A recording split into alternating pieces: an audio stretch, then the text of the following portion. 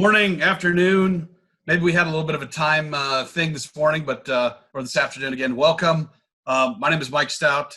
I'm here with Supriya. Well, let Supriya talk because we all want to talk to Supriya anyway. Quick background on myself. And when I was in college, I thought, man, it'd be really awesome if I rented apartments. And so I started renting apartments, and I stuck my applications in a fax machine. Everybody know what a fax machine is? Yeah, no. And then I got these results back, and the results came back with this thing on it that said NTN. Didn't know what that meant. Didn't necessarily care, but I knew that's where my results came back. And fast forward a few years and some college classes, et cetera, and I started being recruited by this same NTN company to come and join their side of the business. And after some phone slamming and okays, I did that. And I've been doing this now for, this will be, I think, my 24th year, but it's been a long time.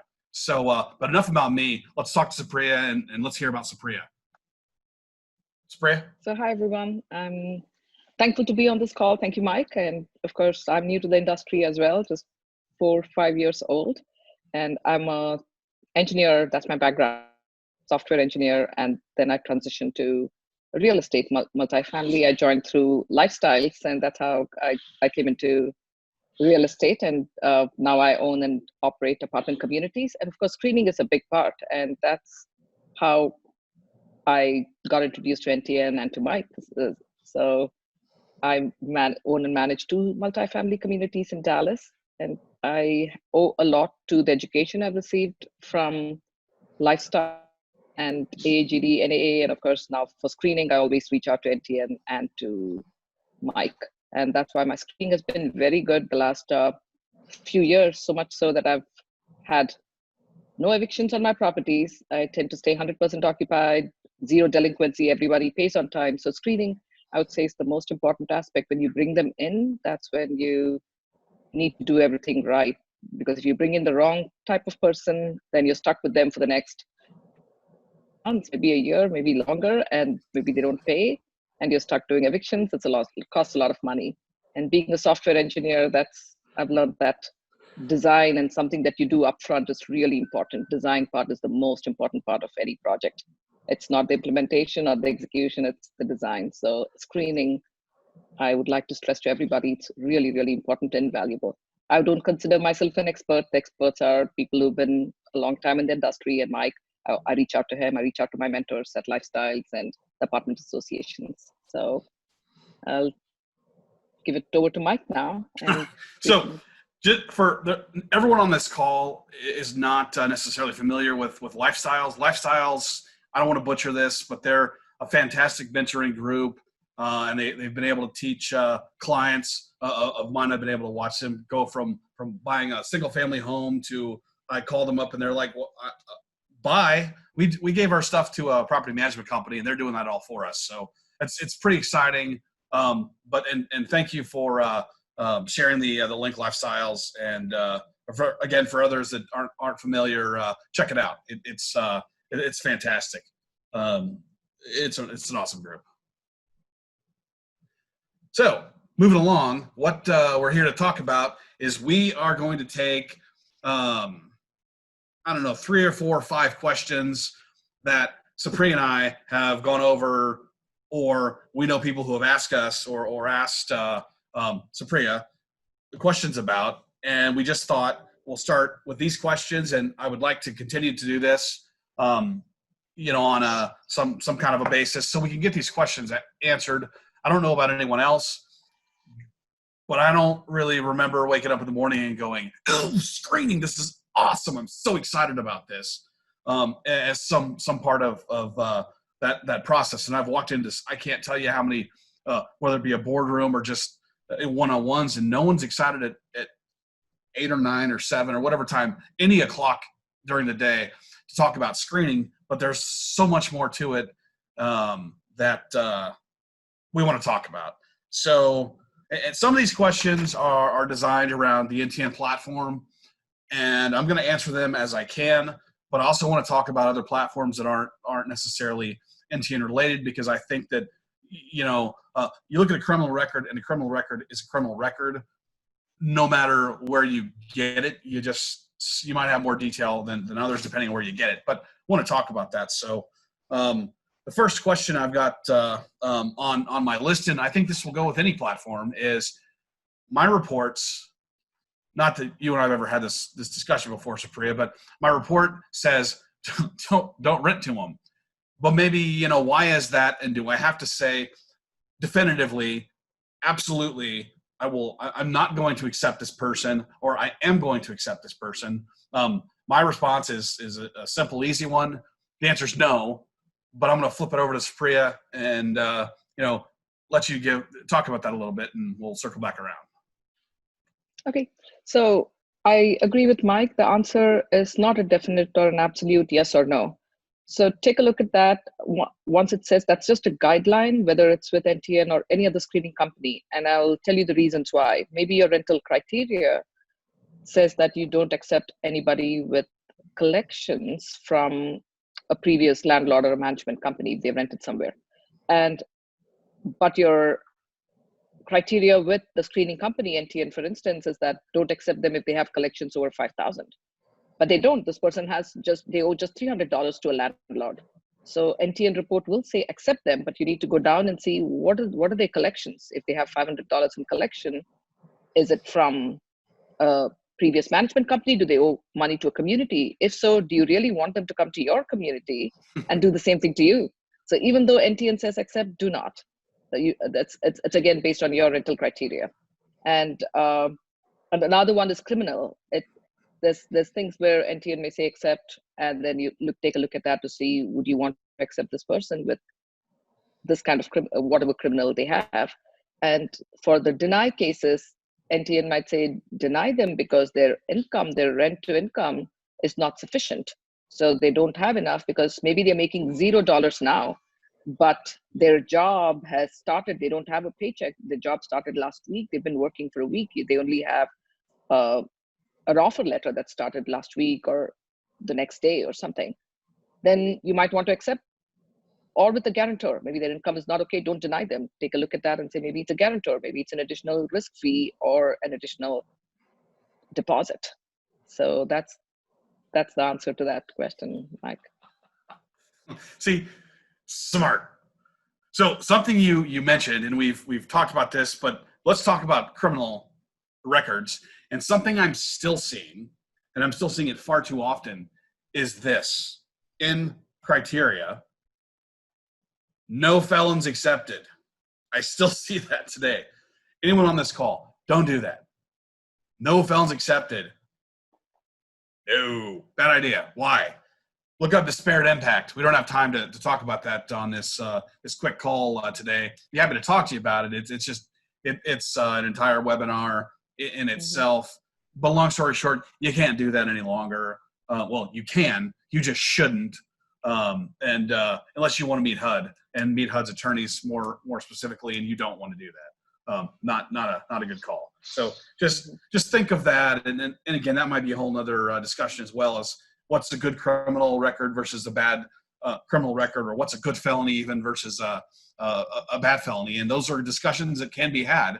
And you start to break them down into, and that wasn't a question we had to necessarily discuss, but you want to say anything about criminal records? Yes, so I think that could be an entire another webinar. I think that's a very important topic, the disparate impact and HUD and all of that. So, and I've reached out to Mike several times, or my mentors at LU, I call them, and the operations consultants, and I ask questions about that, saying, do I accept them? What is, so it could be different kinds. It could be criminal if they just have a DUI. Sometimes that shows up as criminal. So maybe that can be a different discussion. Of someone has more questions in Q&A, we could talk about that. I'd be happy to. That'd be a great class, actually. That really would. It's definitely not a sit down and breeze through it and you go, huh? So yeah, good. The next question I've got written down is, and this is something important to talk about. First of all, judgments and tax liens are no longer reported on credit files. I'm going to say that again. Judgments and tax liens, and more specifically in our industry, judgments. Neither are reported on the actual credit file. And so people say all the time, well, Mike, how do you have them? How do screening companies then have the ability to have eviction filings, to have judgments, et cetera? Well, I can't speak to all companies, but I can speak to how we do it. And we are in the courts gathering eviction filings and following those eviction filings through, whether they're a dismissed case for a number of reasons. Paid in state is by far the most prevalent reason for it to be dismissed. But we also follow it through to the judgment. And so we're then able to report back, hey, guess what? There was not only an eviction filing, but there was also a judgment on this individual. And so I think that's important to kind of understand what and where that how that works. Let's see. Mike, you went a little too fast with the paid and stayed. Even when you said that so fast, even the people may not have. So can you just go over that a little more? You want to say it? It was clear to me. Sure, I can. And so okay, there are a couple of things that could show up in the report. And what you see is one could be a paid and stayed. It'll give you the amount. It'll give you maybe $700 or $800.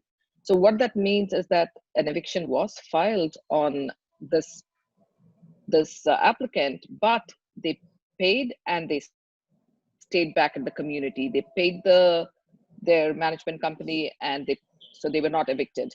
So the next thing Mike was talking about is eventually where there is a judgment. They didn't pay them. They went to eviction, and then they were evicted on, and they were evicted finally.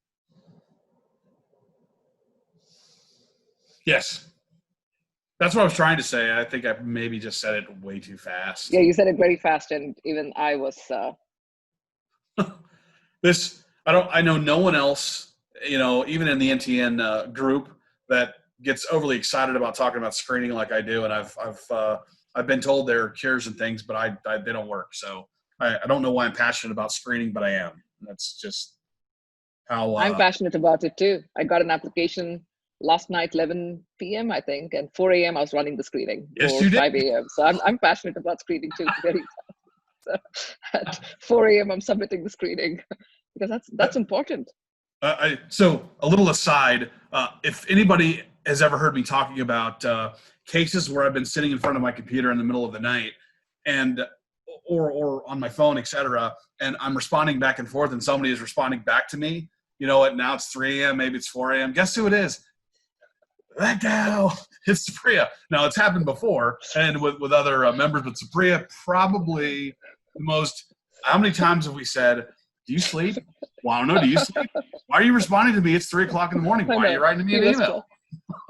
So yeah, he is very prompt. I like it. That's why I like NTN. I have questions, Mike answers them. Or it goes in spam, which we've learned recently, unfortunately. We've seen that.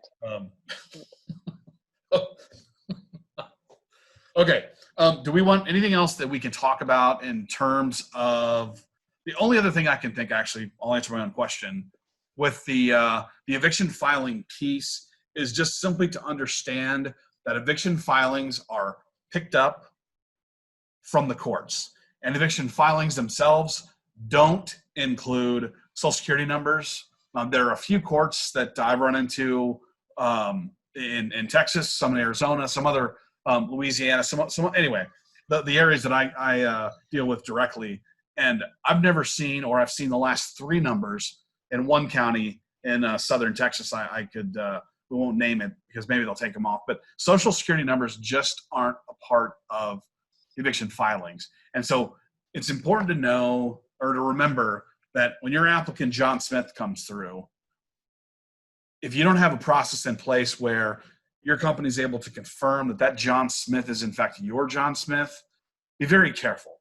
What you don't want to do is say, well, Mr. Smith, I can't, I'm not going to rent to you because of these 15 pages of eviction filings that if you did a little bit of investigation or your screening company did, excuse me, is you realized they're not even your John Smith. There's some other John Smith, one of the 55,000 John Smiths in the United States at this time. And so just important to know those records come from the courts and they do not include Social Security numbers unless, I can speak again to NTN. When we get those numbers, we will add them to our files, but that is not something that's done via the court system. So, well, what I was trying to say is, Yes. anything else to mention, Supriya? One more thing about this, it may not show up on your screening.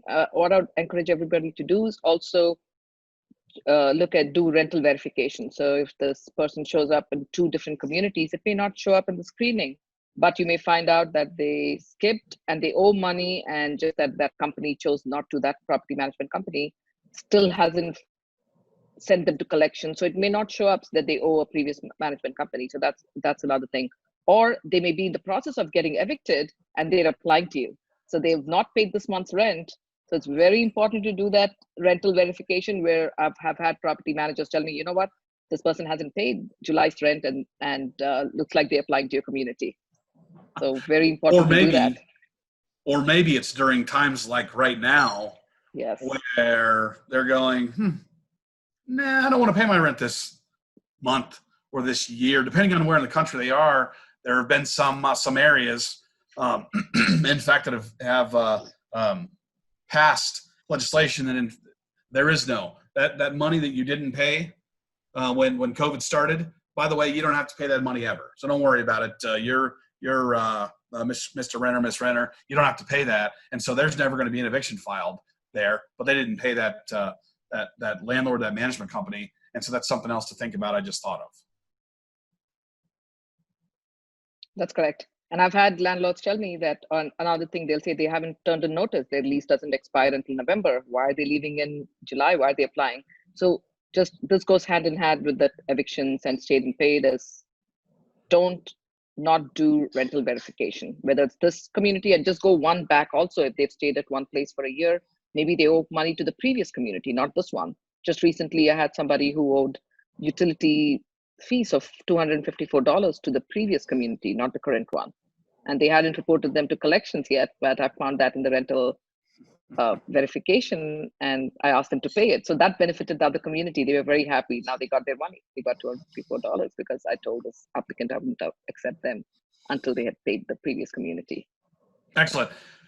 So here's one for you. Let's say we've got a rental history. This applicant has been at the same community for the last, let's say, 24 months, just for this argument.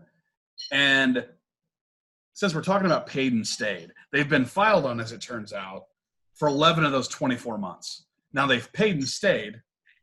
And so you'd see all those filings, but you would see they've been dismissed because they've paid. So my question to you is, what would you do? And I know this is, by the way, strictly hypothetical. This guy or gal did not come on apply at your community, but I wonder what your response is. For me, mine would probably be denied. Or if it's 11 times. If I see 2 or 3 times, it's still a high risk category, and I would deny them, or I would say pay me first month, last month, and a risk fee in addition to the additional deposit. If it's just 1 or 2 times, but if it's 11 out of 12, that's too much headache. I'm not dealing with that. And similarly, if I see 11 out of 12 times they've been late, I don't want to deal with that either. That's too much headache. I'm not the time to be chasing after them every month, asking them to pay rent. And my staff does not either. It's too much burden to put on anybody. So I would deny them if it's so many times in a year. If it's more than X number of times, I would deny them. I completely agree. I just thought we would let you talk about the what your thoughts are. So the next item I've got, and you and I have talked about this a number of times, are collections. And the kind of collections that there are that appear on reports, and some it has to do with the Bureau, some it has to do with coding, how the screening company is able to code those. We have codes. Our codes look like trade lines in collections and collections. And so one of the big questions that, even discussions that Supriya and I have had is, what's the difference? Do I necessarily need to look at these in different ways? And if so, why? And so want me to throw this to you? You tell me what we've discussed. You want me to talk about it? You talk about it. How do you want to do it? Okay. I'll start. I'll take a stab at it, and then if there's something more, you can add to it. So Stab at it. yes, because I could be wrong. I'm not the expert, like I said. That's why we have Mike. I'm just on the panel trying to answer some questions as just the rest of you. And I'm sure everyone here who's joined has the same questions. So my rental criteria, or the set of criteria I've given to Mike, and even in my rental, is if you have collections over 5,000, then you deny them. So that's what I have. But then there are two different categories. There's collections, there's total collections and trade lines. And I've always asked, what if it's trade lines and collections? What does that mean? Why is it different from collections? So Mike said everything is the same, just that maybe they've not been reported yet to the collection agencies, but they still owe money, because some of these large corporations don't send them to collections agencies, but they still owe money. So you have to take into account both of them, just collections and also trade lines and collection, see who they owe money to. And I've seen people with 8,000, 27,000. So those are, you deny them. I've seen hundreds of thousands, honestly, but Okay, I haven't. those are rare, and you probably won't see those, and I'm glad you don't. All right. The big difference, just so we've said it, is, excuse me, when you see trade lines in collection or collections, the real thing to sort of think through, and when you're looking at them, what's the difference?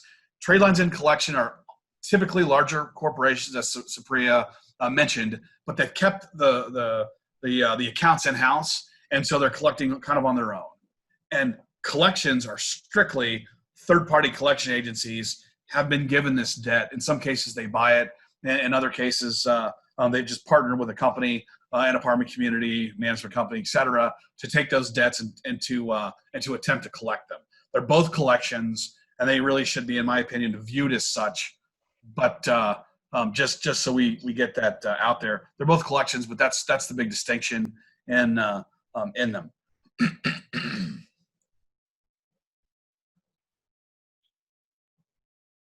Yes, that's correct. We lose Yes, you? that's one of the questions I had.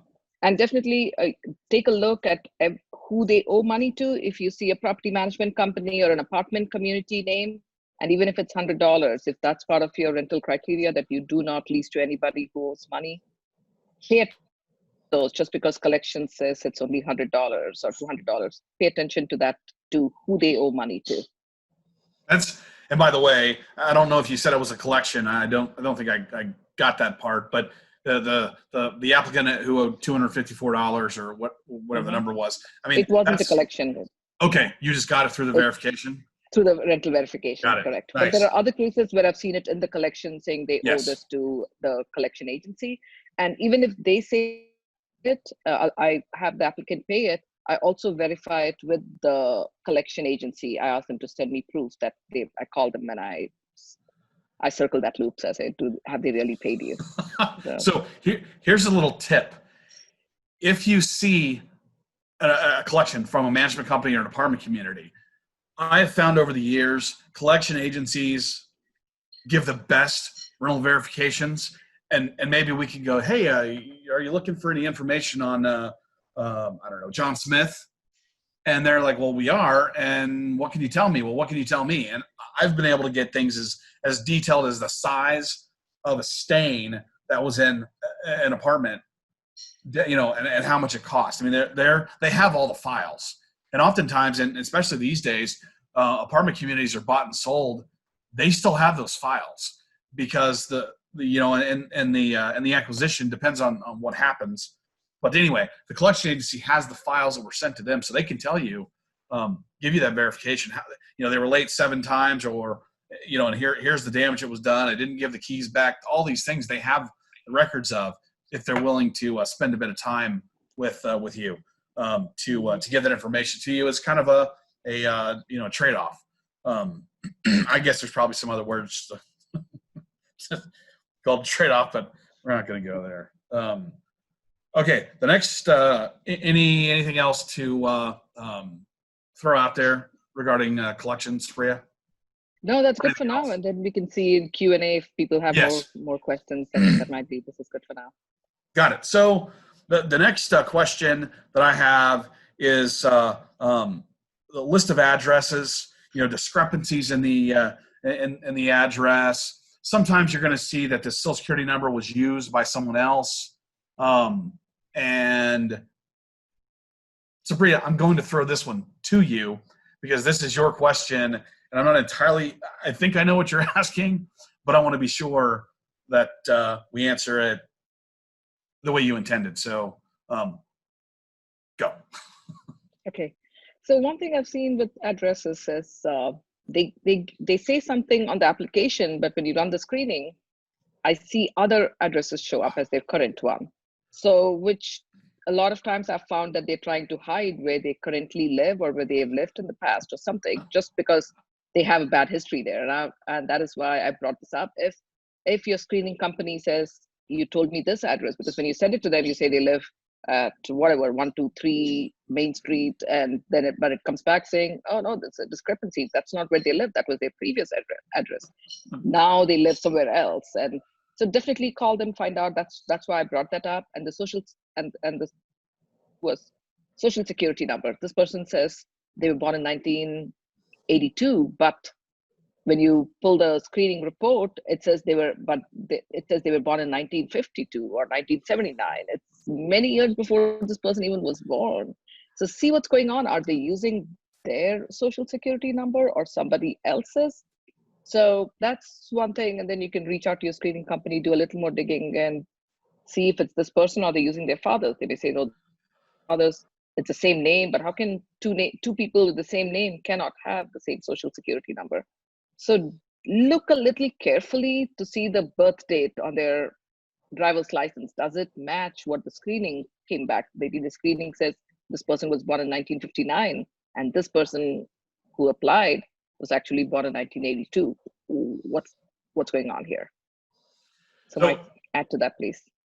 Yeah, and so I know that you and I have gone through this before, where we had a junior and senior, for lack of getting real detailed about it. And so we had a father and a son, and their credit. This doesn't happen nearly like it used to, but their credit file had merged, and so everything else seemed to be really good about this applicant. But again, we're getting a file that doesn't necessarily belong to him.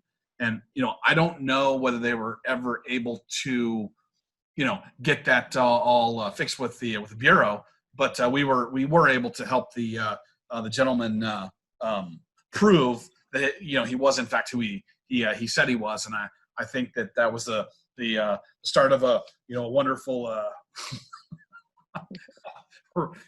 rental relationship with one of Supriya's apartment communities. I don't remember which one it was, but those things happen. Again, they don't happen as often as they used to. We used to see it all the time.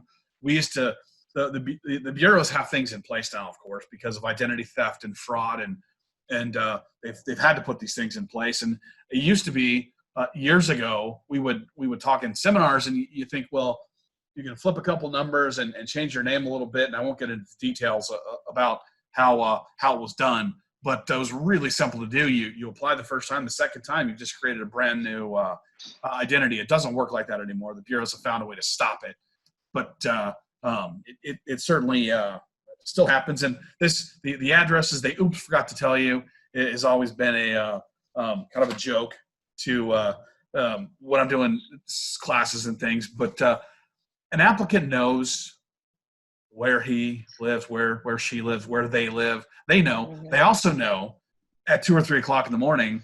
They also know who to call if I don't know, the water is pouring out of the top of the toilet, or some water is broken somewhere and it's flooding their apartment or their home. They know who to call. So when you get an application and they've put a number down and scratched it out or left that blank, just something to think about. Excuse me. I don't know what else. No, that's good, and that's what I was trying to bring up with this, where they claim they've lived somewhere else, or they don't provide where they're currently living, just because of that. And then when we find it in the screening, I call every one of those communities when I get the screening report back.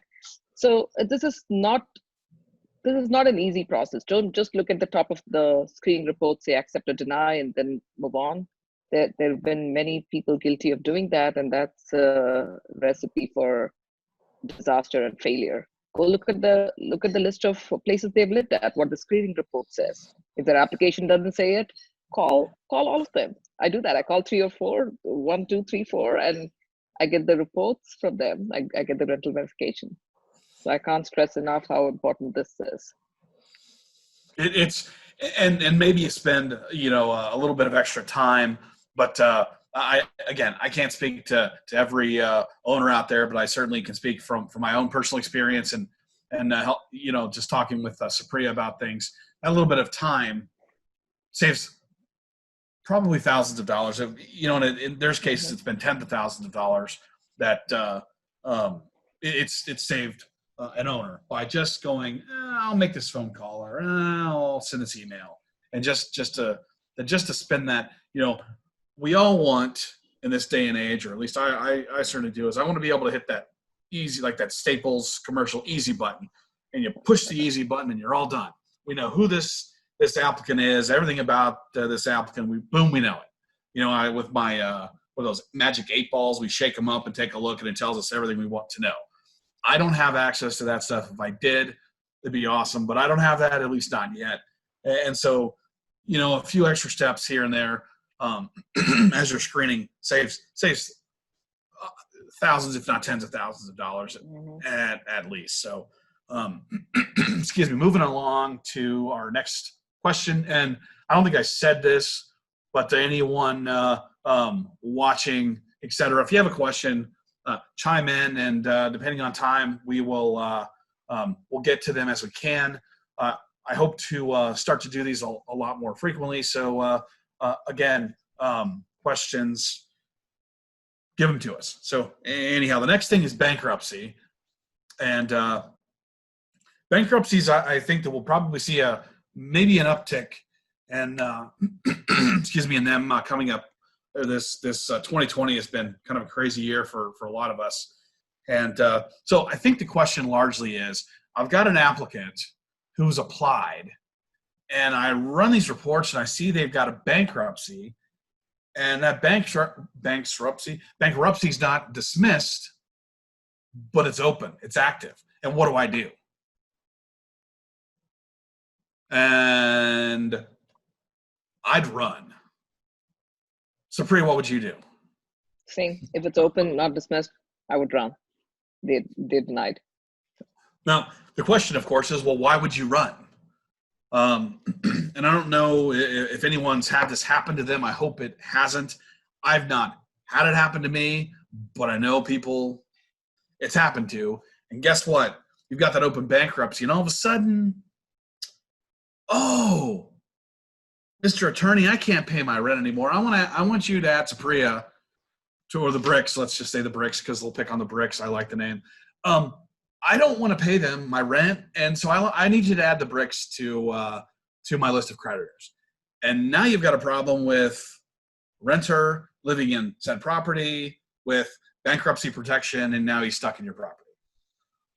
Again, does it happen often? No, it doesn't. At least I haven't seen it happen often. It does happen. It can happen. But that's the reason you want to be careful with open bankruptcies, in my opinion.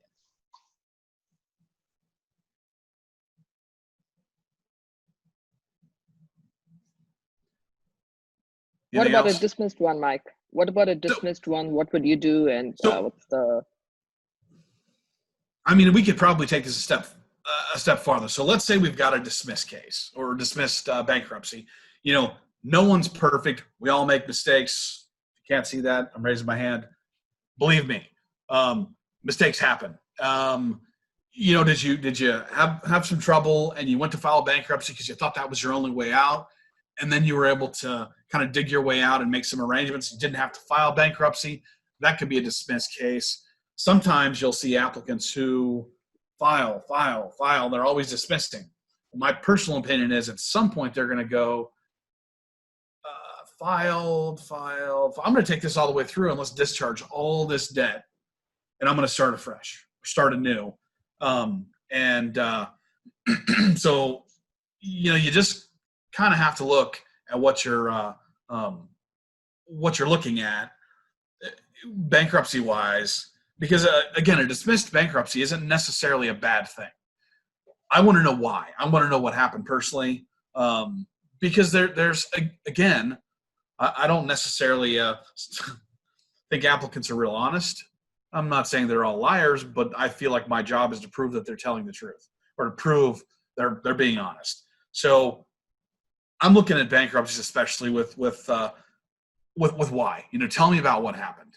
And usually applicants will tell you more than you really ever wanted to know if you give them the opportunity to talk. Or they'll put it on their application. They might try to mask it in some way. If you get a 2-page letter of why and what's changed in their world, grain of salt. Usually they're 2 pages, and in those 2 pages, why is it 2 pages? I don't know. But I can tell you in all the years I've done this, you get a 2-page letter of why something happened, run. But anyway, it's not bankruptcy related. So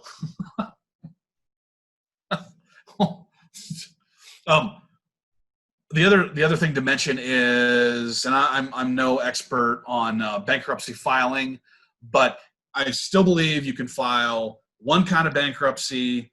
I think it's 13, and I'm where it's you're paying that debt off, but I think you can also file Chapter 7 and discharge all the debt. However, you can't continuously file Chapter 7 over and over and over and over and over again. There's a period of time. So the other flip side of this is, once you've got a discharged bankruptcy, you can kind of in the back of your head know, well, they can't do that again for roughly 10 years. So that's theoretically a positive on the bankruptcy side.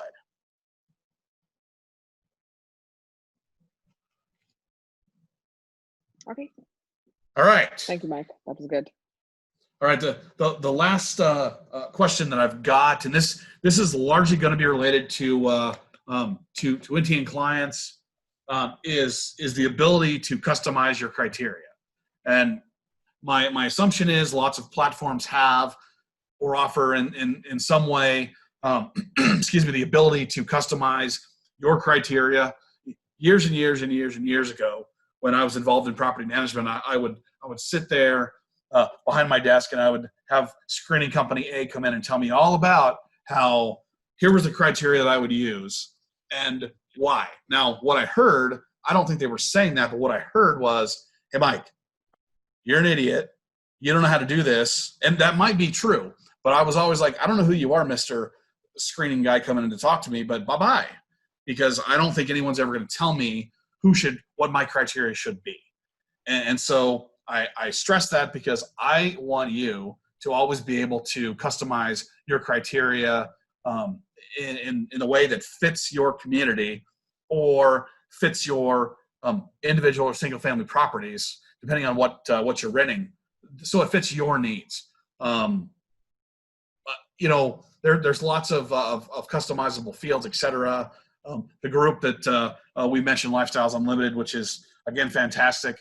They've got some criteria and things in place with their systems. I'm not sure, Supriya, where we were going with the custom criteria thought. So I've said something anyway. I don't know. That's where you're. No, that's good. That's what I wanted to highlight, that we can select our criteria if you wanted collections, for instance, or they need to have been employed for a year, or rental history for 24 months, whatever. We can customize it, or maybe 6 months. So that's what I want to bring up. And maybe savings account balance, whatever you want to customize, you tell NTN or your screening company, and hopefully every screening company should be able to do that. And your screening should be yours. And I think that's what I was trying to bring out, and that's what Mike was stressing. Your criteria should be your own. Yes, you can take someone else's and model upon it, but you can change it and customize it to make it your own. You can start somewhere and get help from someone to see whether it's your rental criteria or your screening criteria. You should have one, and that should be your own. Incidentally, and I know everyone on this webinar knows this, but just so I've said it, have written rental criteria. Correct. Applicant comes in or calls or emails you and they want to know what you're looking for. If you're not familiar for any reason, don't worry. Think of it, you're going to employ someone, and these are the requirements. So I need you to blah, blah, blah, blah, blah. And so to have this, to be eligible for this position. And the same, these are my requirements. I want you to make X dollars and a number of months employed and number of months of residency, et cetera. Lots of different criteria. But that's your rental criteria. And you want to provide that to your applicants so they know what we're looking for when we're going to say yes or no, or maybe so. Good. It's not really a question but it need to be said. So that's really, I think, the questions that I have. I think there's a secret one here that I didn't print. And it says it's very important. Supriya, I think you wrote this, but I didn't. I off shock. I didn't get the last question. So do you?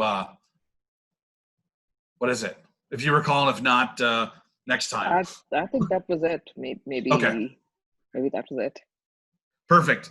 Well, that's anything else you want to say at all? I'd like to open this up for some of the questions. I know we've had some questions come in, but any, or we can just open up for questions and we can have a final thought. We can.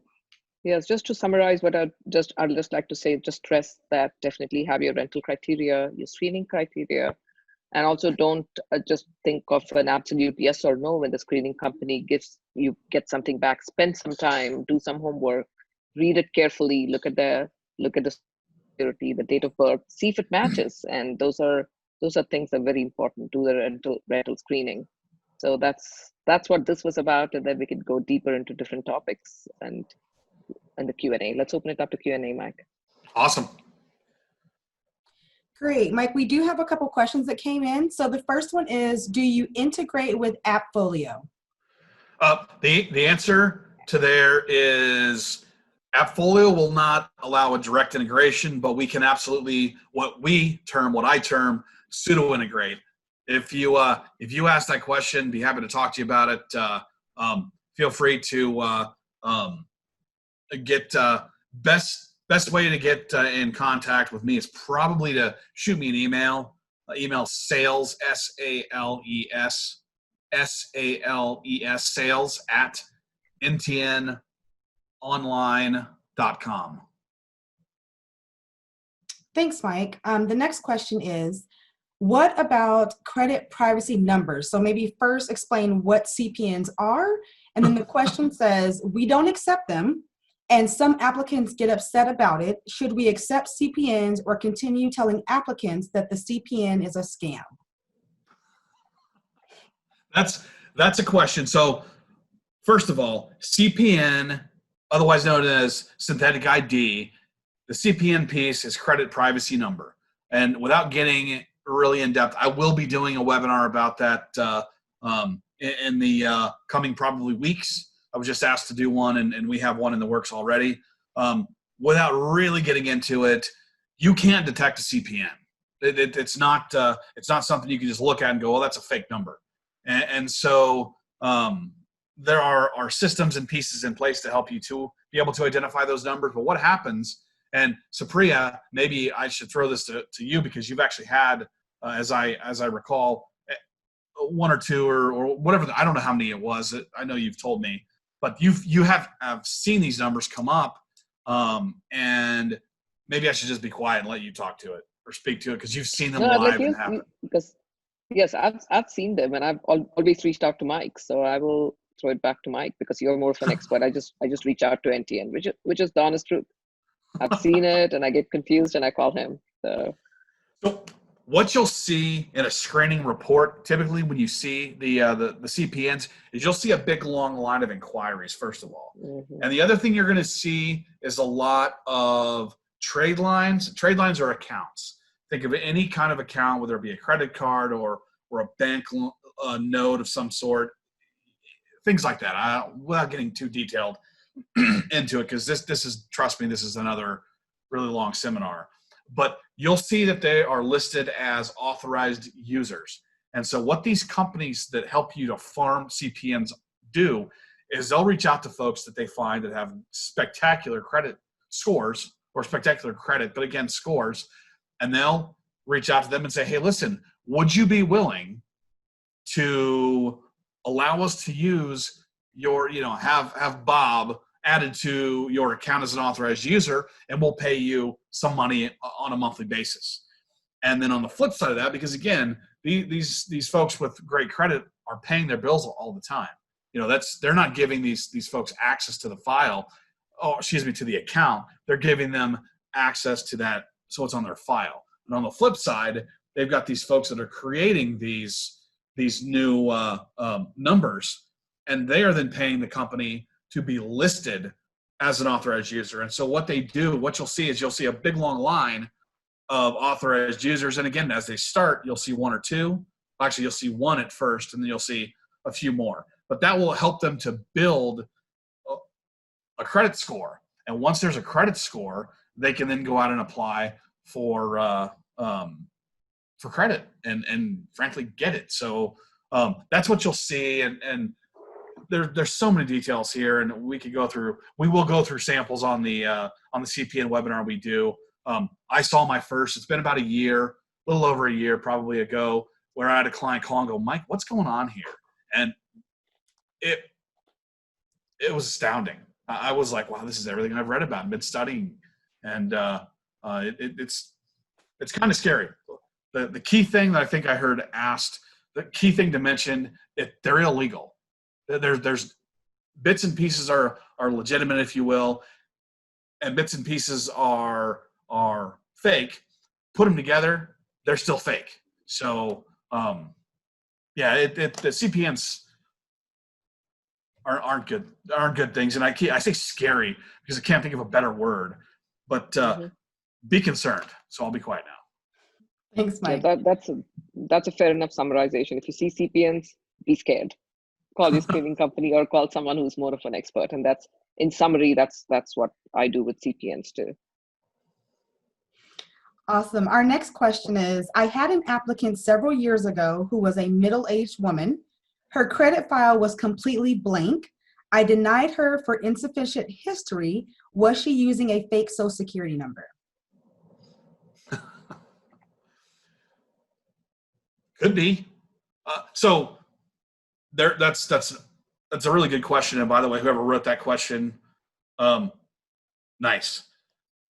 So maybe they were using a fake social. Maybe they never had credit. There are still folks out there that will not apply for credit. They will not use credit. Everything they do is with cash. And that could be a scenario, very rare, but that could be a scenario where there is no credit. My feeling is that most everyone out there in this day and age, this is the year of, I wish we could forget, I don't know. 2020 is the year of weird stuff. And so you never know. Had you told me this happened in 2020, I'd say, well, that's probably this. But we don't know for sure. It is a possibility. I guess I'll just go with that. It's without more details, it's hard to say. Thanks, Mike. The next question is, do I need to permanently hold on to the resident application? Supriya, you want to answer or you want me to do it? You get some time. So I keep I don't know if it's permanently, I've been in the industry only for 5 years, but I've kept every single application. And after they move out, maybe after 4 or 5 years, it might be okay to destroy it, but I keep everything electronic. I have electronic copies of everything, and I keep them. That's so each state has their own requirements. Usually it's around 5 years you're supposed to keep it. My position is get yourself an external drive, very, very, very inexpensive. They've got drives I've seen that are fireproof. I've used one myself, fireproof and floodproof, because you never know what might happen. Just to protect yourself. And electronically, these files are so small, just keep them. The flip side of that is if you're an attorney and you go, well, gee, what do you have in those files? And maybe you shouldn't keep those files on file for so long, because what if we dig something up? And then I say, well, what do you have to hide? Why are you doing something maybe you don't want someone else to see? And so think about that for yourself. And my position, though, is save it. Just keep it electronically. Doesn't take up much space. Even if you don't have an external drive, just save the data. Mm-hmm. Thanks, Mike. The next question is, Resman seems to have coupled up with CoreLogic and offered as Resman qualifier. Does NTN still work with Resman? Yes, the answer is yes. So CoreLogic, just to not get real detailed about it, there's a monetary partnership that's going on there, and so that's what they've done. Okay. The next question is... I use NTN through Resman. So just to answer that question, NTN is integrated with Resman, and so I use Resman and I use NTN. It doesn't. Thank you. Awesome. It says, my PMS Buildium won't hold applicant info more than 45 to 60 days. Will that be a problem?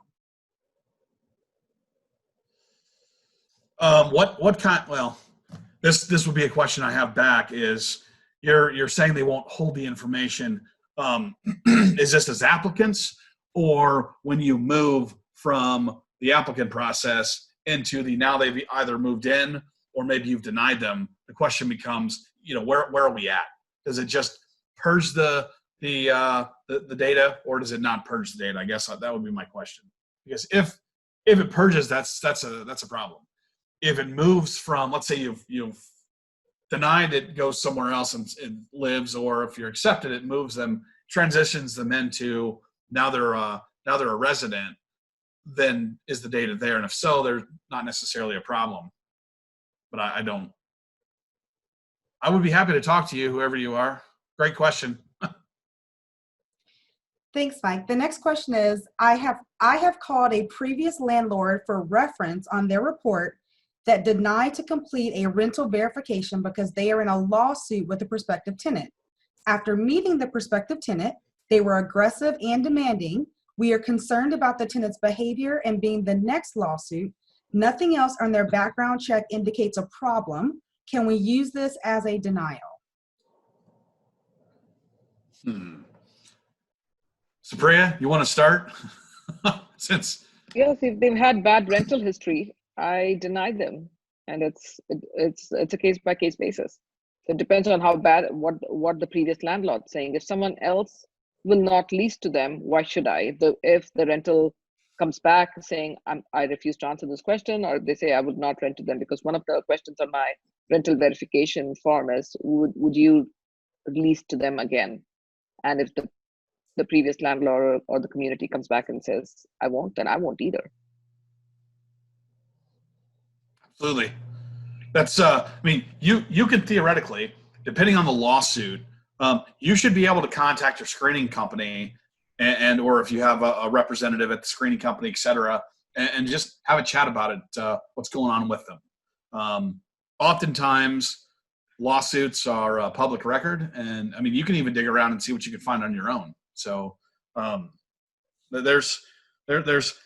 think this is another question that details matter, and there isn't necessarily a black and white, I would do this or I would do that. I personally would turn them down because that's poor rental history, and I don't necessarily know the details even matter. But that's kind of that's all. I'm definitely siding with Supriya. I would turn them down. Thanks, Mike. The last question we have is, can we rent to illegal aliens? How do you know they're illegal aliens? Now, so this opens up a can of national origin, and I would refer the question asker. It's a really good question. This is a question we hear a lot, to the fair housing laws, and this goes to asking, what is, are you a U.S. citizen? Now, I'm not an attorney. I don't claim to be, an attorney, But I'd be real careful with the "Are you a U.S. citizen?" question that lots of us have on our applications, because again, so what if you're not? Will I, am I then going to deny you based on a fair housing national origin? There's lots of things. What if you say, well, this question, Supriya? No, if they fit my rental criteria, and the one thing that might come back from screening, I do send them to screening. Say, for instance, they don't have a social security number. They might have an ITIN number. Maybe they don't have that either. So screening is big. So I screen them, and when screening comes back and tells me that they have no credit history, so that right away falls in the category of high risk fee, and they're high risk category, and also no credit history. That will be an additional deposit. So it goes back to my rental criteria. The next thing I do is I look at their income. Are they able to provide verifiable income? Not that I get paid in cash and here my boss wrote me a letter on a piece of paper. Who's your boss? Is it just I work in construction and I don't have pay stubs? Do you have check cashing stubs? So it again goes back to rental criteria. I just follow everything in my rental criteria: screening, income verification, rental verification. Have you had rental? No, I'm with 6 other people in a house that we rent, and we pay cash to the landlord of my cousin's house. So again, it's rental criteria. If you just go step 1, step 2, step 3, if they satisfy every aspect of those 3 or 4 things that you check in your rental criteria, then they are qualified for fair housing. But if they don't, if there are issues their credit, they have to pay an additional risk fee or an additional deposit, and income, they don't have enough income or verifiable income. If your rental criteria says you do need verifiable stable income that shows 3 times or 2 times for the past year, and they're not able to show that to you, then they're denied. So that's my answer to that. So something else I want to sort of piggyback on is any screening company, you should be able to see somewhere in your reports OFAC, Office of Foreign Asset Control. Why is that important? Number one, we all know what happened, or most of us know what happened on September 11th, 2001. Awful tragedy. Well, what happened was, coming off that was the Patriot Act became something we have to follow. And the Patriot Act says we will not knowingly rent to someone who's on a watch list. If your screening company doesn't provide you with some kind of an OFAC report, well, not some kind, with an OFAC report. And that's this question I get all the time is, well, Mike, this person, they don't have a social, what do I do? And the answer is, well, you screen them. My answer is you screen them. And if you know, well, gee, Mike, they don't have credit. I know they don't have credit. What do you do then? And that's when I say, well, we're still going to find out. Are they on some kind of an international watch list? And we're going to comply. Most people don't know, haven't ever heard of the Patriot Act, and they're not familiar with this clause. But I'm glad this came up, Supriya. Thank you. So NTN clients, and I don't know about any other screening company, but NTN clients are complying, whether knowingly or not. They're complying with this requirement to confirm these individuals, these applicants are not wanted internationally. They're not on any kind of a watch list. So something important to talk about. You can screen them, and you should screen them. You should screen them. I think I heard that was the last question. So.